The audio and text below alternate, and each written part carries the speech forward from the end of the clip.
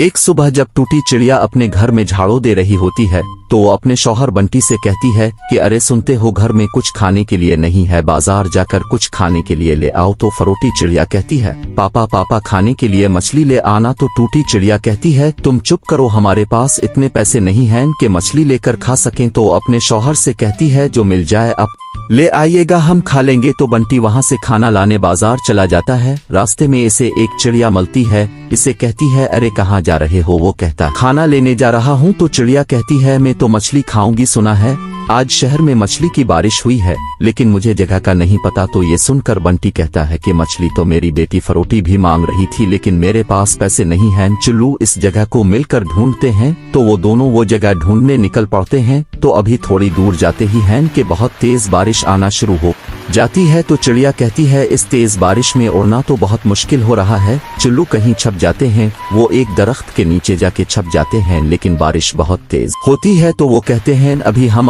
अपने घर चले जाते हैं, जब बारिश खत्म होगी तो हम दोबारा आएंगे और मछली को ढूंढेंगे। ये कहकर वो अपने घरों को वापस चल जाते हैं। लेकिन रास्ते में बंटी को एक दरख्त के नीचे बहुत सारी मछलियां पड़ी हुई दिखाई देती हैं। तो वो कहता है लगता है यहीं पर मछलियों की बारिश हुई है। तो फौरन मछलियां इकट्ठी करने लग जाता है। वो मछलियां इकट्ठी कर रहा होता है कि एक बाज उसके पास आता है और कहता है तुम ये क्या कर रहे हो? तो वो कहता है मेरी बेटी फरोटी को मछलियां खाने हैं, तो मैं इस लिए मछलियां लेकर अपने घर जा रहा हूं। तो इस बाज को एक ख्याल आता है कि क्यों ना ये सारी मछलियां मैं किसी तरीके से इससे ले लूं और उन्हें बाजार जाकर बेचूं और खूब पैसे कमाऊं। तो वो कहता है कि अरे सुनो, तुम यहाँ से मछलियां ले जाने का सोच भी कैसे सकते हो? ये राजा जी की मछलियां हैं, अगर मैंने उन्हें बता दिया तो वो तुम्हें बहुत सख्त सजा देंगे। तो बंटी सोच कर कहता है अरे अरे बाज भाई तुम राजा जी को कुछ मत बताना, मैं ये मछलियां वापस कर देता हूँ। तो बाज कहता है ठीक है, ये सारी मछलियां मुझे दे दो, मैं जाकर राजा साहिब के घर दे आता हूँ। तो चिड़ा सारी मछलियां इसे दे देता है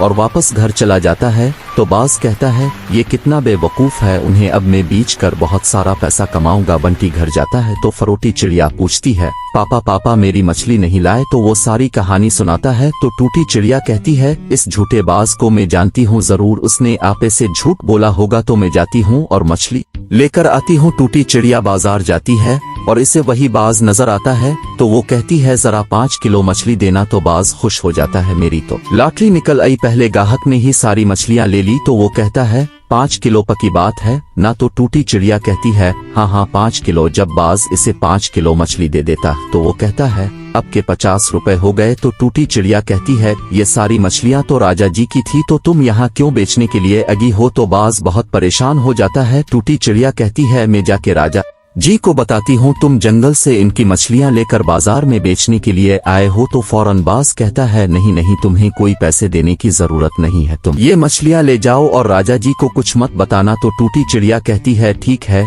जाओ, मैं राजा जी को कुछ नहीं बताऊंगी। तो बाज वहां से भाग जाता है और टूटी चिड़िया अपने घर सब मछलियां लेकर चले जाती है। तो उसकी बेटी मछलियों को देखकर बहुत खुश होती है और इसे खाने लगती है। बंटी कुछ मछलियां इस चिड़िया के घर भी दे आता है और कहता है ये लो छोटी चिड़िया तुम भी कुछ मछलियां ले लो। तो इस कहानी से हमें सबक मिलता है कि ज्यादा की लालच हमेशा इंसान को नुकसान ही करवाती है। इंसान के पास जो कुछ भी हो तो उसे इसका शुक्र अदा करना चाहिए और हमेशा दूसरों के साथ मिल बांट कर रहना चाहिए। एक लंबी गर्दन वाले जराफे ने झुककर शेर के बच्चे सिम्बा की तरफ देखा और कहा ये छोटे हम जराफे तुम शेरों से कहीं ज्यादा तेज और ताकतवर हैं? बिल्कुल नहीं, सिम्बा ने धाड़ से कहा, शेर जंगल के बादशाह है। इसी वक्त एक नरम बालों वाली खरगोश रोजी वहां से छलांग लगाकर गुजरी। उसने कहा तुम दोनों गलत हो, खरगोश सबसे तेज और छोटी जगहों में आसानी से छप सकते हैं। जराफे सिम्बा और रोजी शोर मचाते हुए एक दूसरे पर चीखने करने लगे कि कौन बेहतर। अचानक एक गरज सुनाई दी, आसमान पर काले बादल जमा हो गए और बारिश शुरू हो गई। तीनों जानवरों ने एक छोटे दरख्त के नीचे पनाह ली। रोजी एक छोटे सुराख में छप गया, वो मौसम से महफूज था। सिम्बा एक गिरे हुए तने के नीचे जाने की कोशिश करता रहा, मगर उसकी दम कीचड़ में फंस गए। जराफे ने अपनी लंबी गर्दन कुछ शाखों के नीचे छुपाने की कोशिश की, मगर बारिश के पानी ने इसे भीग दिया। वो कांपता और छींकता रहा। फिर रोजी वापस आई और सिम्बा को तने से निकाला। फिर वो इन दोनों को अपने खुश्क सुराख में ले गई, जहाँ तीनों मिलकर सो गए। जब मौसम ठीक हुआ तो जराफे ने कहा लगता है हम सब की मुख्तलिफ सलाहियतें हैं जो मुख्तलिफ सूरत हाल में काम आते हैं। सिम्बा ने सर झुकाते हुए कहा, और दोस्तों की तरह मिलकर रहना लड़ने से बेहतर है। रोजी ने माना, अगरचे हम मुख्तलिफ साइज, शक्ल और किस्म के हैं, मगर दोस्ती और ताउन सबसे अहम है। इस कहानी का सबक यह है कि इस बात पर झगड़ने की बजाय कि कौन बेहतर है, एक दूसरे की मुनफरिद सलाहियतों को सराहना और ताउन करना बेहतर है। हमारी मुख्तलिफ सलाहियतें हमें मिलकर मजबूत बनाती हैं।